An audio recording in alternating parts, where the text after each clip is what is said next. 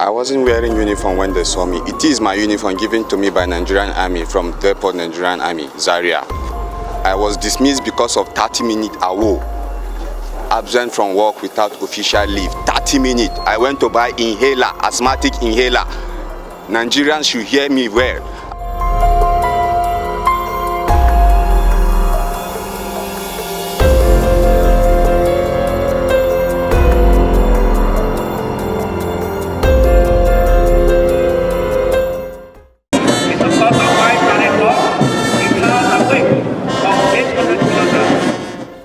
The year 2019 can certainly be described as an intriguing year in the security architecture of Nigeria.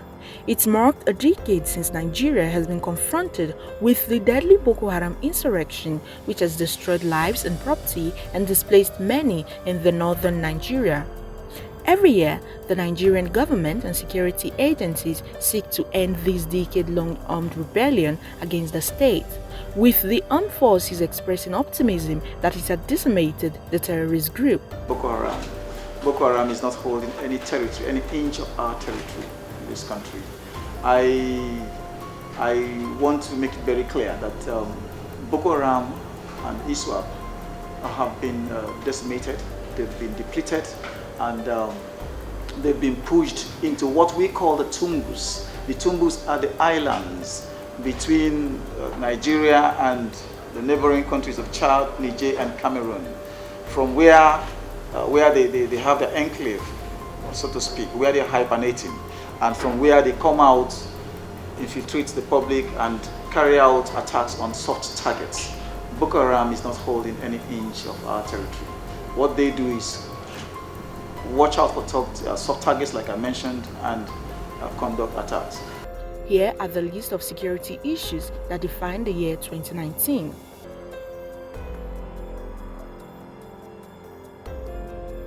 Kidnapping for ransom and armed robbery thrive in the first quarter of the year 2019, with the hotspots being the Abuja-Kaduna highway, making motorists and commuters dread and opted for rail mode of transportation. The reason for the launch of Operation Puff Adder on the 5th of April 2019 by the police chief Mohammed Adamu. Kidnap for ransom cases in 2019 is said to be higher than that of 2018. Kidnappers demanded between $1,000 and $150,000 in ransom. From January 2019 to December 2019, a total of 6,531 high-profile suspects were arrested in various police operations. They include 2,627 armed robbery suspects, 1,621 suspected cultists, 1,527 kidnapping suspects, 758 murder suspects, 2,037 firearms of various caliber recovered, 21,870 ammunition, and 1,662 vehicles recovered, 945 kidnapped victims rescued across the country.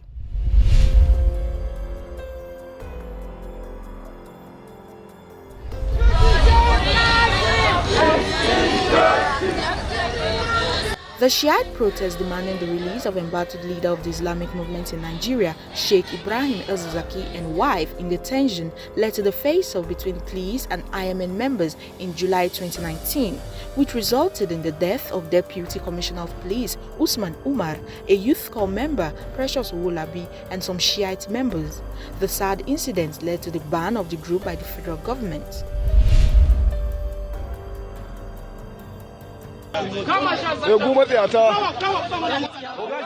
The arrest, escape, and rearrest of suspected high-profile kidnapper Hamisu Balawadume and killing of 3 police officers of the IGP's intelligence response team and 1 civilian in Taraba State by soldiers. This again showed the lack of synergy between the police and army, as both security agencies traded blames. Tijani Balaribe, the captain who allegedly ordered the shooting of policemen, was revealed and was said to have, alongside other security agents, been on Wadume's payroll. An issue which the federal government had to weigh in by setting up a panel of inquiry to address the matter. Although findings and the way forward have been submitted to the federal government, no decision has been taken to either punish those involved, not forgetting the confession of Wadume that he had worked for a sitting governor and was given large sums of money during the polls, 4 months after, no one has heard from Wadume.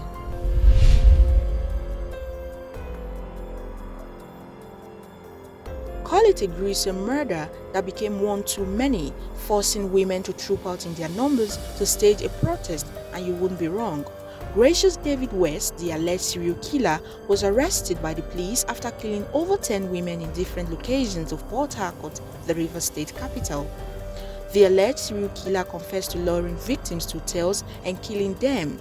He was said to be on his way to Akwa Ibom to continue with another round of killings when men of the Special Anti-Robbery Squad arrested him during a stop-and-search operation.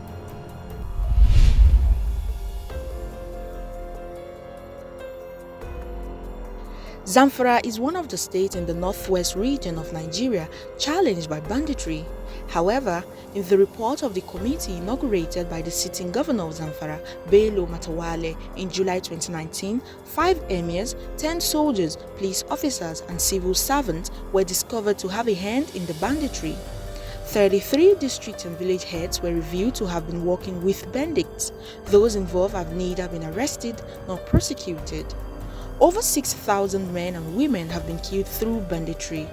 Despite the security implications, governors of Katsina, Niger and Zamfara believe negotiation with bandits is the way forward.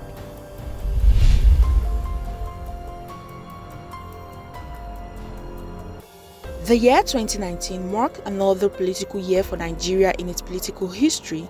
The presidential, gubernatorial and state assembly election took place in almost all the states of the federation.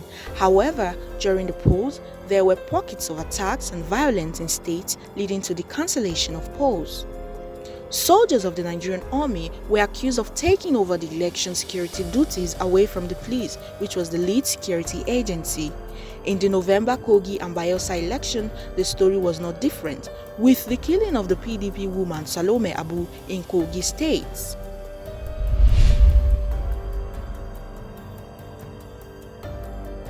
Abuja, which used to be safe and secure during time past, is now known for daylight and night robbery, and a popular robbery and kidnap syndicate, popularly known as one chance, attacking unsuspecting victims, dispossessing them of their valuables and holding them hostage until ransoms are paid.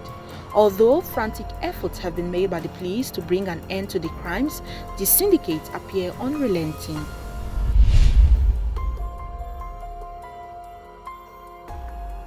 The federal government ordered the closure of land borders in October 2019, saying it was in the interest of national security and to improve the economy of the nation. This decision also took its toll on people with legitimate businesses, hampering movement from one place to another. In a different twist, President Muhammadu Buhari, at a Peace and Development Forum in Egypt, announced a visa on arrival policy for all Africans coming to Nigeria. This elicited reactions on social media and in the mainstream, with some asking if the federal government's action is in the interest of national security. We are closing our borders, yes, and I think it has a lot to do with the economic issue rather than the security aspect of it. The major security issues challenges that is confronting us mainly are not coming even from the main border routes. The former Minister for Interior said we have over 1,000 unmanned borders in Nigeria. It's known to everybody, and you see that criminality and crime is coming in from those routes.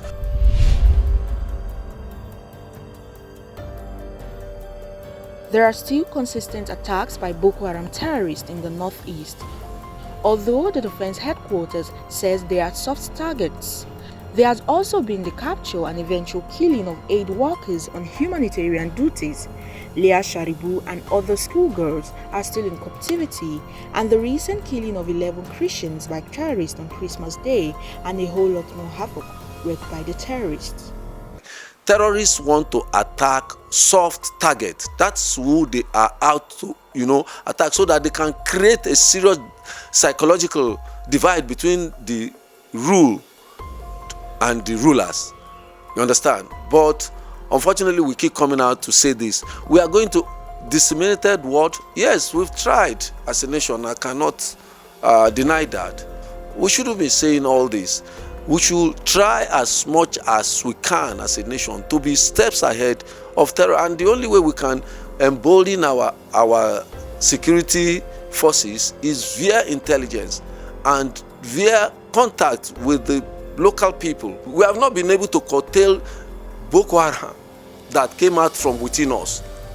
What is going to happen when we now have summation of foreign fighters coming in as businessmen, in quote, coming into Nigeria? What is going to happen to us? So we need to, because we can, as it is now, we are not, I can't be able to juxtapose closure of the border and come in everybody. A cross-section of Nigerians believe that the war against terror and insecurity has not been won, despite the huge budgetary allocation to ensure peace and tranquility in Nigeria.